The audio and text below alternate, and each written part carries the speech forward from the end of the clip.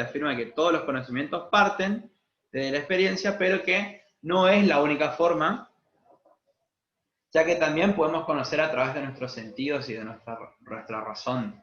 O sea, no hace falta llevar todo hasta a lo empírico, al plano de la experiencia, para recién ahí decir que lo conocemos, sino que también el hombre puede usar su raciocinio y su facultad de conocer sin necesidad de llegar a la experimentación.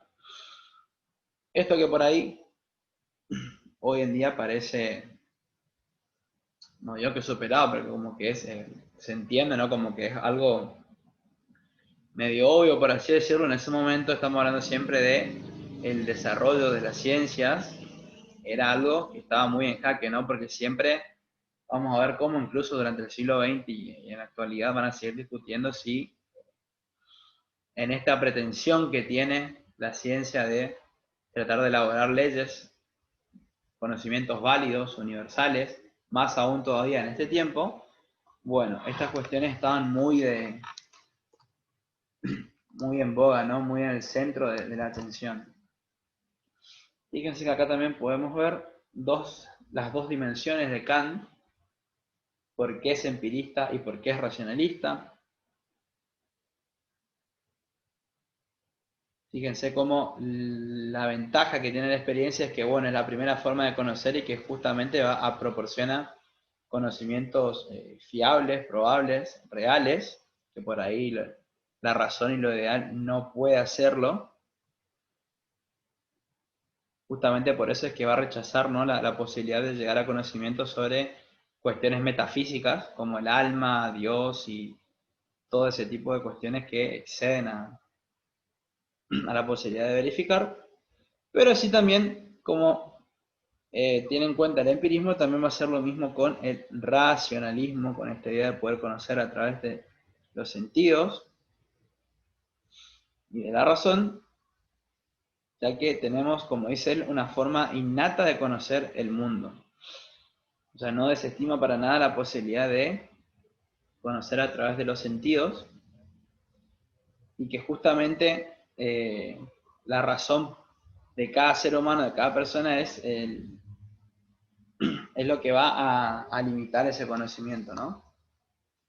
Entonces tenemos planteadas las dos cuestiones o las dos dimensiones en Kant, que va a ser como una síntesis de ambas teorías. Fíjense que ya estamos hablando del siglo XVIII.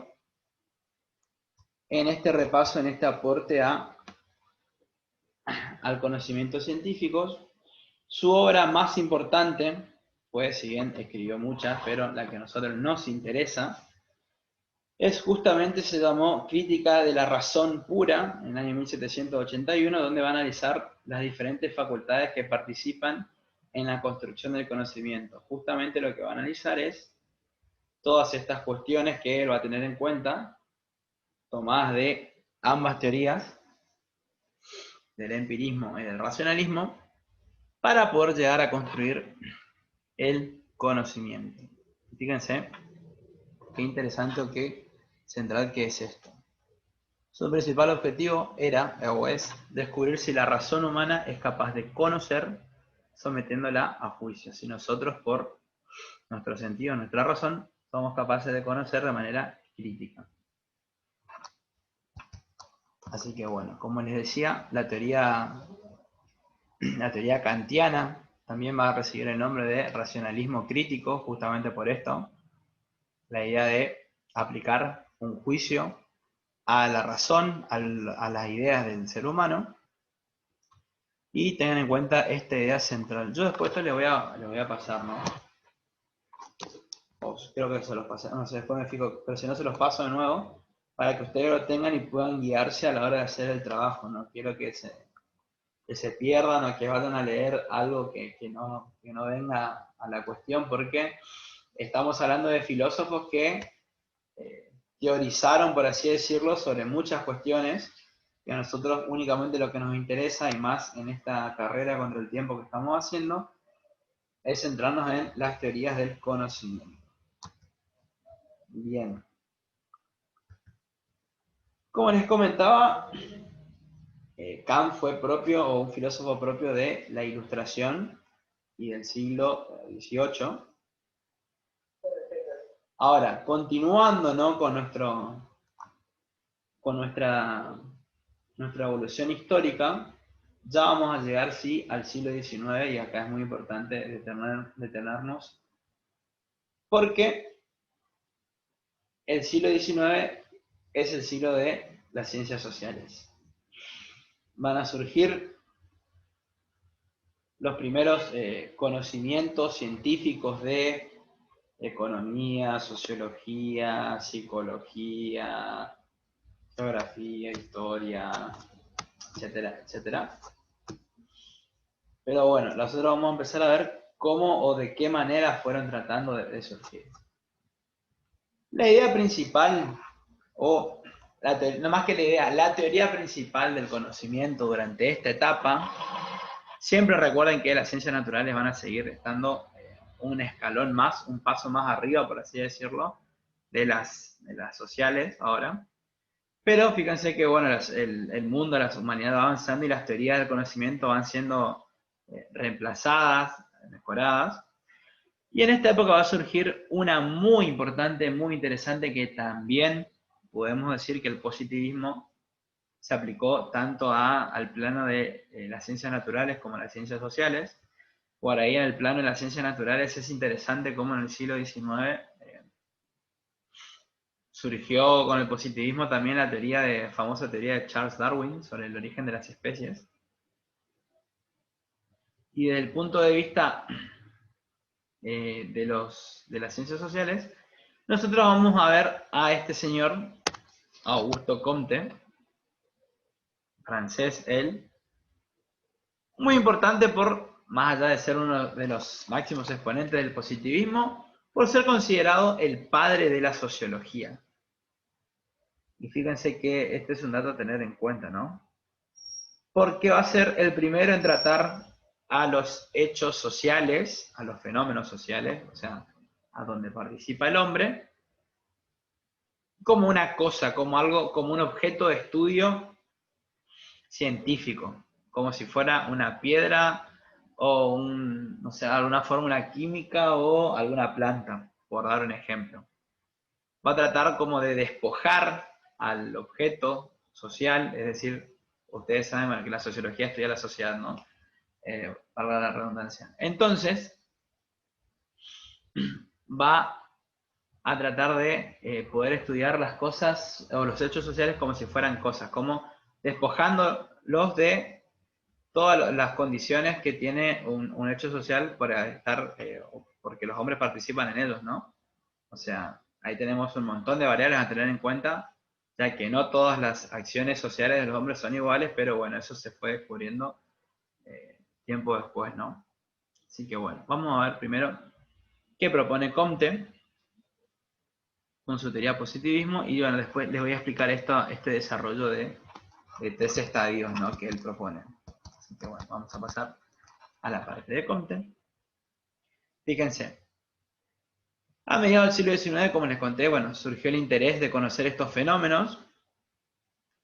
Como les decía, el hombre fue tomado como objeto de estudio por primera vez, y se le va a aplicar las mismas formas de conocer que las ciencias naturales. Recuerden que si hoy en día todavía se duda de la cientificidad de lo social, más todavía en esa época, y va a ser Comte y el positivismo quien por primera vez va a aplicar un método científico natural, por así decirlo, o la forma de conocer de las ciencias naturales, va a ser el primero en aplicar a los hechos sociales, así como si podríamos decir que tenían la fórmula secreta, por así decirlo, o la receta perfecta ya realizada, dijeron, bueno, si siguiendo esta serie de pasos, de estos métodos, nosotros obtenemos un conocimiento válido, universal, verificable, etcétera, etcétera, si hacemos lo mismo para tratar de conocer a los seres humanos, vamos a obtener los mismos resultados. Ese era un poco el razonamiento. Sí. El razonamiento, perdón, esa es la palabra, que se hacía en ese entonces, donde, como les dije,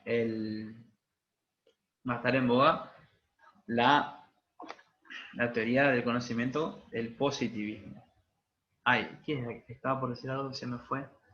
Justo se me fue de la cabeza. Ya, bueno.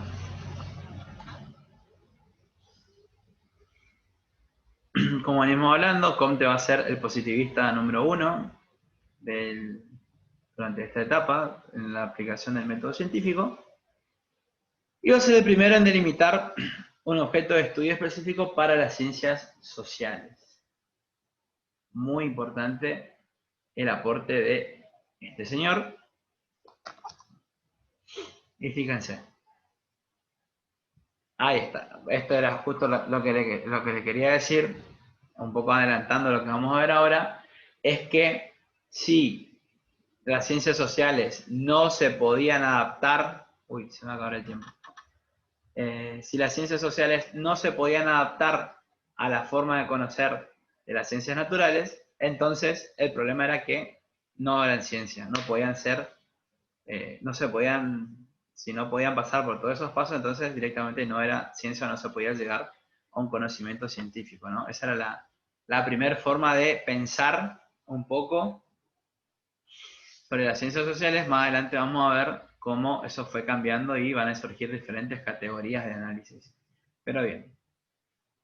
Fíjense, los principales enunciados, como dice acá, los principales enunciados del positivismo a la hora de aplicar un método para las ciencias sociales. La tarea que trató de realizar, de llevar a cabo Augusto Comte. Fíjense. Todo enunciado que pretenda ser científico debe estar basado en entidades observables, medibles y cuantificables. Como ya estuvimos viendo, eso es igual, similar a las ciencias naturales y formales, como vimos, ¿no? Después, por otro lado, tenemos las técnicas como la observación, la medición, la experimentación y la comparación para validar su carácter científico. Y como por último, el objetivo principal es la enunciación de leyes universalmente válidas que garanticen la explicación y predicción de los fenómenos. En resumidas cuentas, estos 3 puntos van a ser básicos, sustanciales y muy importantes para a la hora de fijar el método, ¿no? O sea, esto que nosotros estamos viendo acá lo tenían que cumplir tanto las ciencias consideradas naturales como también las ciencias consideradas sociales. Tenían que ajustarse a este modelo, a este método. Si no, no sirven, no eran ciencias. Ahora bien, nosotros sabemos que los fenómenos sociales no pueden ser abordados así, de esta forma. Porque fíjense también cómo en este método que va a plantear Comte, la objetividad es una condición fundamental.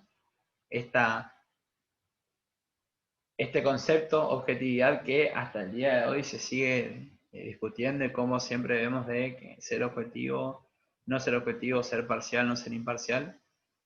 Bueno, obviamente que estaba totalmente vigente para esta época,